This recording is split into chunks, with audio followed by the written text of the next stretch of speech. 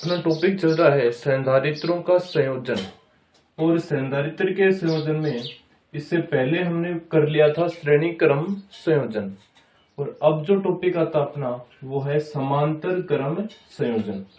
क्या होता है कि समांतर क्रम संयोजन ऐसा संयोजन जिसमें सभी संधारित्रों की पहली प्लेट एक बिंदु पर तथा दूसरी प्लेट एक साथ अन्य बिंदु पर जुड़ी हो तो इसे संधारित्र का समांतर क्रम संयोजन या फिर पार्श्व क्रम संयोजन कहते हैं। इससे पहले हमने पढ़ा था श्रेणी क्रम संयोजन, यानी कि इस प्रकार से संधारित्र जुड़े हुए थे। इस प्रकार से जो संयोजन किया था, यानी कि तीनों के तीनों जो संधारित्र थे वो एक ही तार के ऊपर स्थित थे, एक ही रेखा के ऊपर स्थित थे, तो उसको हमने बोला था श्रेणी क्रम संयोजन।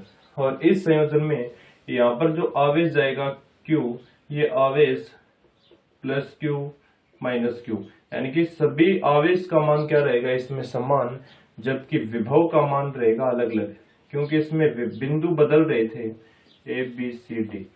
अगर बिंदु बदल रहे हैं, अगर बिंदु अलग अलग हैं तो विभव का मान भी होगा अलग अलग।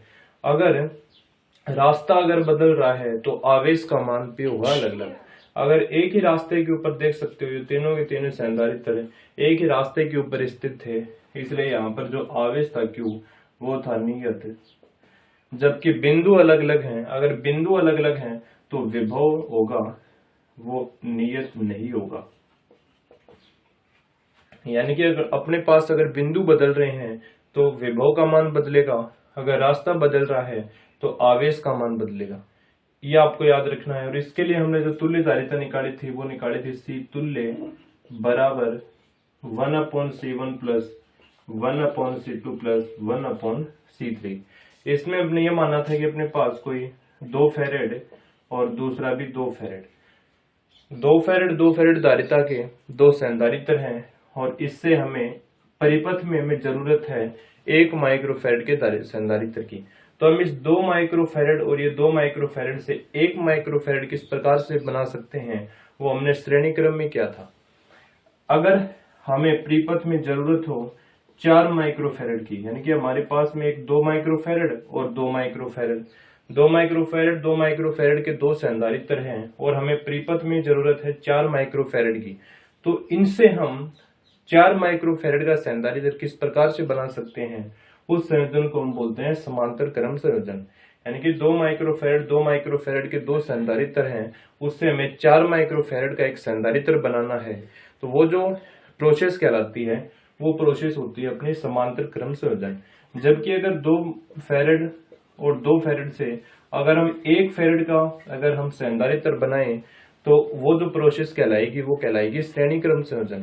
तो ये प्रोसेस हम पीछे कर चुके हैं श्रेणी क्रम संयोजन में, और जो अब हम करेंगे वो करेंगे समांतर क्रम संयोजन। यानी कि 2 माइक्रोफैरड और 2 माइक्रोफैरड से हमें 4 माइक्रोफैरड या फिर 2 फैरड से 4 फैरड का संधारित्र हम किस प्रकार से बनाएंगे। यानी कि अपने पास 2 ये संधारित्र दिए हुए हैं और हमें परिपथ में जरूरत है 4 फैरड के संधारित्र की, तो वो हम 4 फैरड का संधारित्र इससे किस प्रकार से बना सकते हैं, वो जो प्रोसेस होगी अपनी वो होगी समांतर क्रम संयोजन की। तो ये हमने जो पीछे टॉपिक किया था उसमें श्रेणी क्रम संयोजन किया था, और अब जो टॉपिक आएगा वो आएगा समांतर क्रम संयोजन। तो देखना अपने पास ये कोई 3 संधारित्र हैं। एक संधारित्र ये है,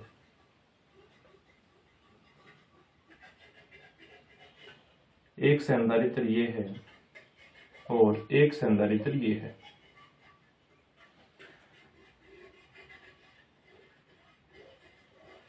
तीनों संधारित्रों को जोड़ना है एक बिंदु के ऊपर।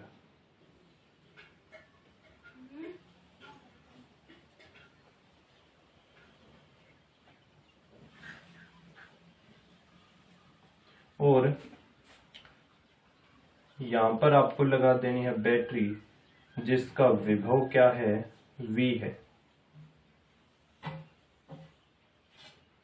तो यहाँ पर लिखा हुआ है कि ऐसा संयोजन जिसमें सभी संधारित्रों की पहली प्लेटें, ये संधारित्र एक ये है C1 C2 C3, ये संधारित्र की प्रथम प्लेट दूसरे संधारित्र की भी प्रथम प्लेट और तीसरे संधारित्र की भी प्रथम प्लेट एक बिंदु पर, आप देख सकते हो ये प्रथम प्लेटें एक बिंदु के ऊपर है, एक बिंदु पर तथा दूसरी प्लेटें एक साथ, ये एक साथ किसी अन्य बिंदु पर जुड़ी हुई हैं, किसी अन्य बिंदु पर जुड़ी हो तो ऐसे संयोजन को हम बोलते हैं समांतर क्रम संयोजन। अब जैसे कि आप देख सकते हो इसको हम नाम लिख देते हैं x बिंदु और यह है y बिंदु। अगर बिंदु बदल रहे हैं तभी याद रखना विभवांतर का मान बदलेगा, अगर बिंदु समान है तो विभवांतर का मान भी समान होगा। यानी कि आप इस स्थिति में देख सकते हो कि बिंदु बदल रहे थे, यानी कि ए और बी के बीच में एक संधारित्र लगा था, बी और सी के बीच में दूसरा लगा था और सी और डी के बीच में दूसरा संधारित्र लगा था। इसलिए इसकी धारिता जो विभवांतर आया था वो आया था V1, इसका V2 और इसका V3। यानी कि अगर बिंदु बदलते हैं तो किसका मान बदलता है, विभवांतर का मान बदलता है, और अगर रास्ता बदलता है तो आवेश का मान बदलता है। और इसमें देख सकते हो आप रास्ता नहीं बदला था, एक ही रास्ते के ऊपर तीनों संधारित्र स्थित थे, इसलिए आवेश का मान इसमें समान आया था। अब बात करें इसकी, ये विभवांतर है V, इसको V वोल्टेज की बैटरी से हमने जोड़ दिया है। ये X और Y के बीच में आप देख सकते हो X और Y के बीच में संधारित्र C1 स्थित है, X और Y के बीच में संधारित्र C2 स्थित है और X और Y के बीच में ही संधारित्र C3 स्थित है तथा X और Y के बीच में ही ये बैटरी V लगी हुई है जिसका वोल्टेज है V। यानी कि इसमें बिंदु है वो नहीं बदल रहे हैं, इसलिए इसका विभव भी क्या होगा V, इसका विभव भी होगा V और इसका विभव भी क्या होगा V, क्योंकि X और Y के बीच में ये C1, X Y के बीच में C2, X Y के बीच में C3। यानी कि बिंदु नहीं बदल रहे हैं, अगर बिंदु नहीं बदल रहे हैं तो विभवांतर का मान भी नहीं बदलेगा, जबकि अगर रास्ता बदल रहा है तो आवेश का मान भी बदलेगा। अब मान लेते हैं बैटरी, ये Q आवेश प्रवाहित हो रहा है इस बैटरी से, तो यहां से Q आवेश आते ही ये तीन भागों में बढ़ जाएगा क्योंकि रास्ते अलग अलग हो रहे हैं। ये Q आवेश इस साइड भी जाएगा, इस साइड भी जाएगा और इस साइड भी जाएगा। इस Q आवेश वो तीन भागों में बढ़ जाएगा। इस पर हम मान लेते हैं जा रहा है प्लस का Q1 और दूसरी प्लेट हमें पता है माइनस की होती है। इस पर जा रहा है प्लस का Q2 और इसको मान लेते हैं माइनस का Q2। इस पर जा रहा है प्लस का Q3 और इस पर जा रहा है माइनस का Q3। क्योंकि अपने पास अभी बताया गया रास्ते अगर बदल रहे हैं तो आवेश का मान क्या होगा, चेंज हो जाएगा, जबकि रास्ता अगर नहीं बदल रहा है तो आवेश वो नियत रहेगा। अगर बिंदु बदल रहे हैं तो विभवांतर का मान बदलेगा, अगर बिंदु नहीं बदल रहे हैं तो विभवांतर का मान नहीं बदलेगा, कोई परिवर्तन नहीं होगा। यानी कि इसमें एक्स वाई के बीच में ये संधारित्र है, एक्स वाई के बीच में C2 है, एक्स वाई के बीच में C3 है और एक्स वाई के बीच में ही बैटरी है। तो इसमें विभवांतर में कोई परिवर्तन नहीं होगा, इसका वोल्टेज भी V होगा, इसका भी V और इसका भी V होगा। अब देखना आगे, इसके संगत हम तुल्य परिपथ किस प्रकार से बना सकते हैं।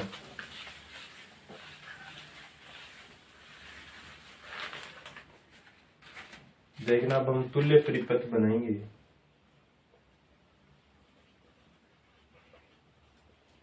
तुल्य परिपथ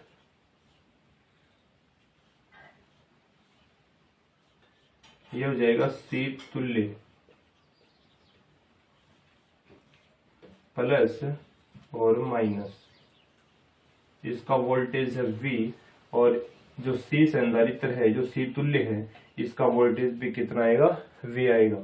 और ये X और Y के बीच में स्थित है।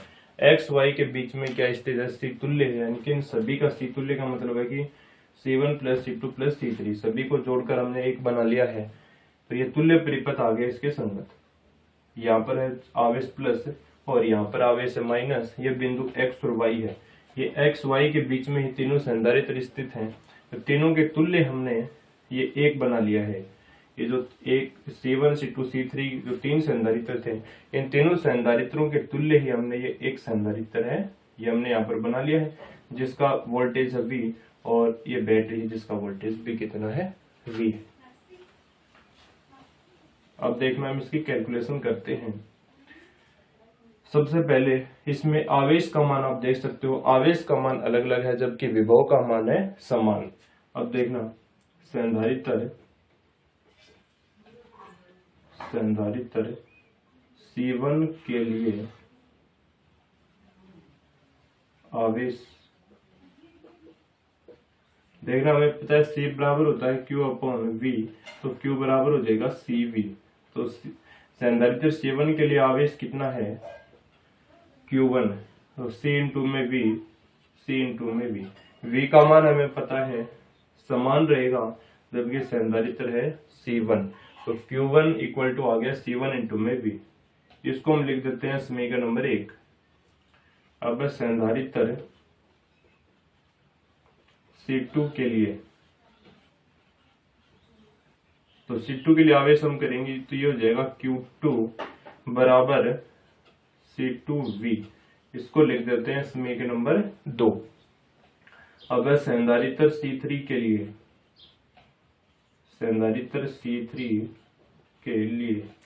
तो संधारित्र C3 के लिए आ जाएगा Q3 equal to C3 into में V। इसको लिख देते हैं समीकरण नंबर 4। अब तुल्य परिपथ से भी हम लिख सकते हैं, तुल्य परिपथ से आवेश कितना आएगा Q इक्वल टू C, यानी कि C तुल्य और इनटू में क्या आ जाएगा V। इसको हम लिख देते हैं समीकरण नंबर 5। अब इसमें आवेश का मान अलग अलग है, यानी कि Q1, Q2 और Q3। तो हम ये लिख सकते हैं परिपथ से जो Q है वो किसके बराबर में है, Q1 plus Q2 plus Q3 के। तो समीकरण 1, 2, 3, 4, 5 से मान रख सकते हैं। समीकरण 5 का मान कितना है, C तुल्य इंटू में V। तो यहाँ पर लिखेंगे C तुल्य इंटू में V बराबर Q1 का मान है C1V, C2V और C3V। तो C तुल्य इंटू में V बराबर, इसमें V कॉमन आ जाएगा, V को ले लेते हैं कॉमन, अंदर बचेगा C1 plus C2 plus C3। अब देखना V से V कैंसिल हो गया है, तो जो C तुल्य इक्वल टू अपने पास बचेगा वो बचेगा C1 plus C2 plus C3, यानी कि 3 संधारित्र तो जुड़े हुए हैं। तो जो तुल्य धारिता अपने पास कितने आएगी, C1 plus C2 plus C3। जबकि श्रेणी क्रम के लिए अपने पास आया था 1 अपॉन C तुल्य equal to 1 upon C1 plus 1 upon C2 plus 1 upon C3। इस प्रकार से हम ये संधारित्रों का समांतर क्रम संयोजन है वो अच्छे से समझ सकते हैं। इसमें आपको एक बात याद रखनी है, अगर रास्ता चेंज हो रहा है तो आवेश है वो भी क्या होगा, चेंज होगा। अगर रास्ता चेंज नहीं हो रहा है तो आवेश का मान भी चेंज नहीं होगा। अगर बिंदु अलग अलग हैं तो विभवांतर का मान भी अलग अलग होगा। अगर बिंदु समान है, एक ही बिंदु है, तो विभवांतर का मान अलग अलग नहीं होगा, विभवांतर का मान सेम होगा।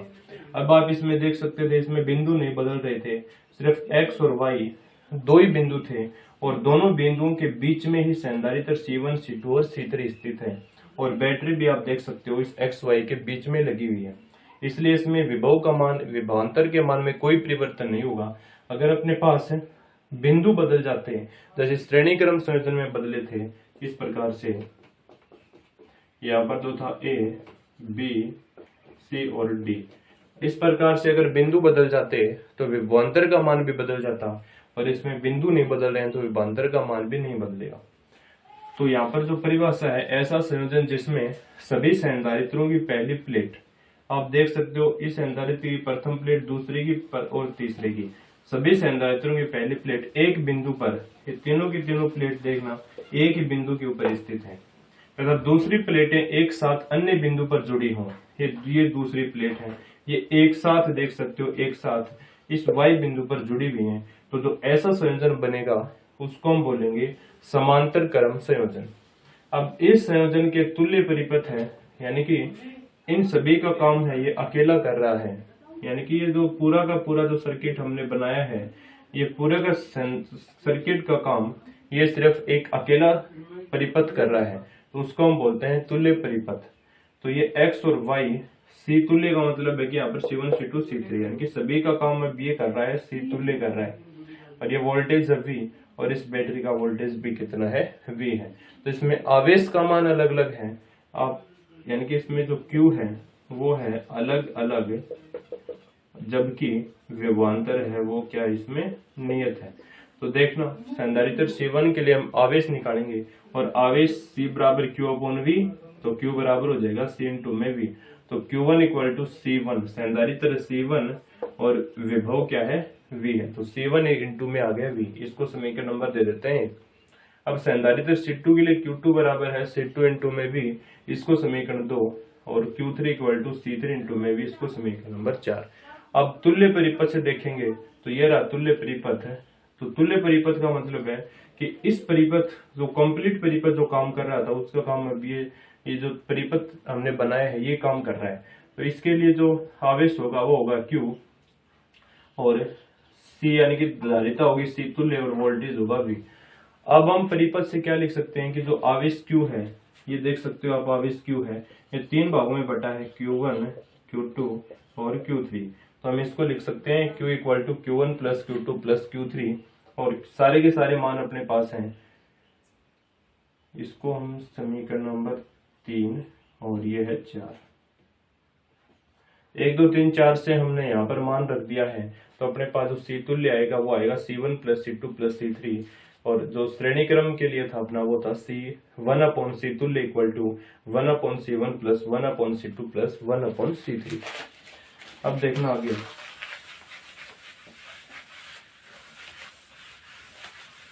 यदि बहुत सारे संधारित्र समांतर क्रम में जुड़े हुए हैं तो तुल्य धारिता वो कितनी आएगी। यदि n संधारित्र समांतर क्रम में जुड़े हुए हैं, समांतर क्रम में जुड़े हुए हैं, तो तुल्य धारिता, यानी कि अभी थोड़ी देर पहले हमने जो डायग्राम बनाया था उसमें 3 संधारित्र जुड़े थे। यदि बहुत सारे संधारित्र जुड़े हों, C1 C2 C3 C4, यानी कि बहुत अनंत तक बहुत सारे संधारित्र जुड़े हुए हैं, तो तुल्य धारिता वो कितनी आएगी, उसका फॉर्मूला हो जाएगा C तुल्य equal to C1 plus C2 plus C3 और Cn। इस प्रकार से हम अगर बहुत सारे n संधारित्र जुड़े हुए हैं तो तुल्य धारिता ये आ जाएगी। अब इस संधारित्र में 2-3 पॉइंट है, वो अब हम पॉइंट नोट करते हैं पहले, और इससे पहले आप इसका स्क्रीनशॉट है वो ले लेना, फिर हम इसके 2-3 पॉइंट है वो करते हैं।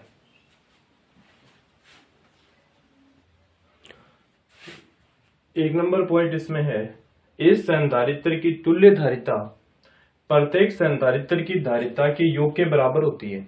यानी कि जो तुल्य धारिता है C तुल्य, वो प्रत्येक संधारित्र की धारिता के योग के बराबर होती है, यानी कि C1 plus C2 plus C3 plus C4। इस प्रकार से जो तुल्य धारिता है वो प्रत्येक संधारित्र की तुल्य धारिता के योग के बराबर होती है। यह हमने प्रूव भी किया अभी।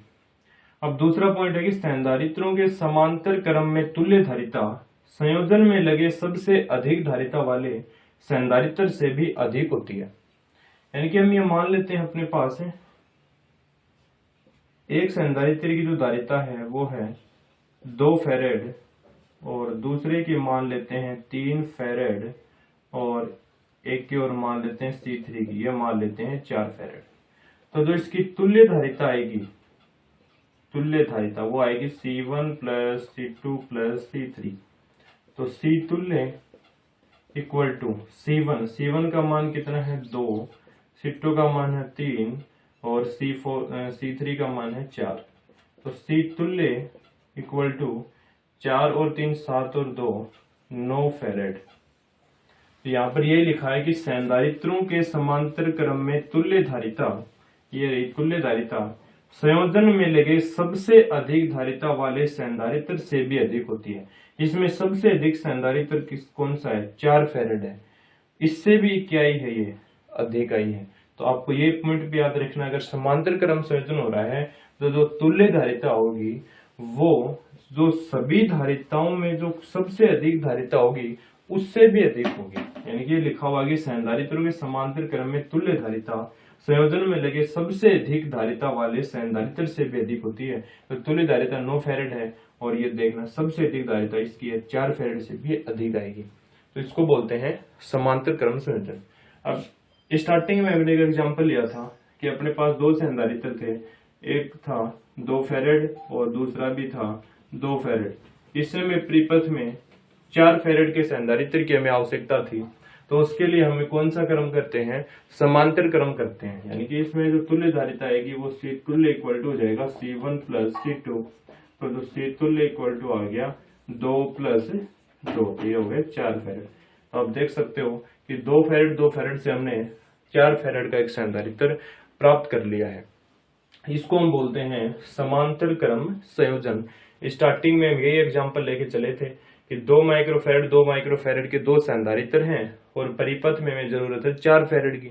तो उससे इन 2 फैरेडों से हम 4 फैरेड किस प्रकार से प्राप्त कर सकते हैं, तो वो जो हमने प्रोसेस की थी वो प्रोसेस थी समांतर क्रम संयोजन की। तो ये टॉपिक अपना यहीं पर ही खत्म हो जाता है, समांतर क्रम संयोजन। आप इसमें अंतर भी याद रख सकते हो श्रेणी क्रम और समांतर क्रम संयोजन में।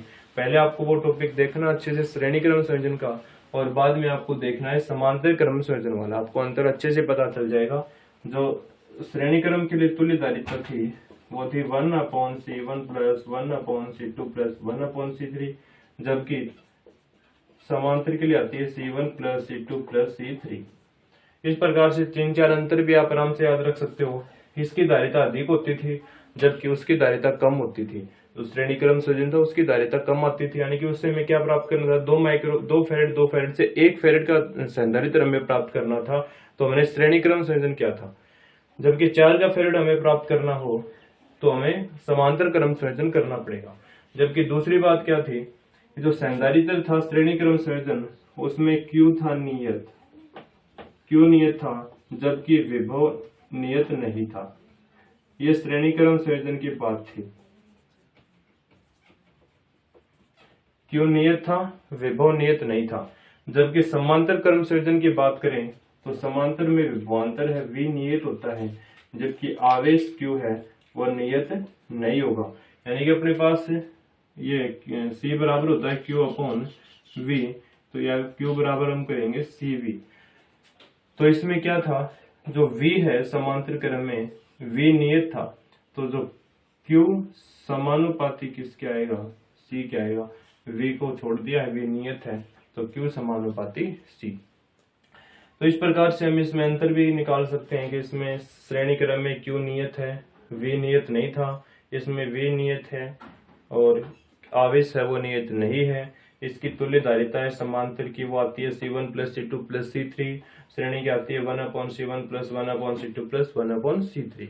तो अपना टॉपिक था समांतर क्रम संयोजन का, ये अपना कंप्लीट हो गया है।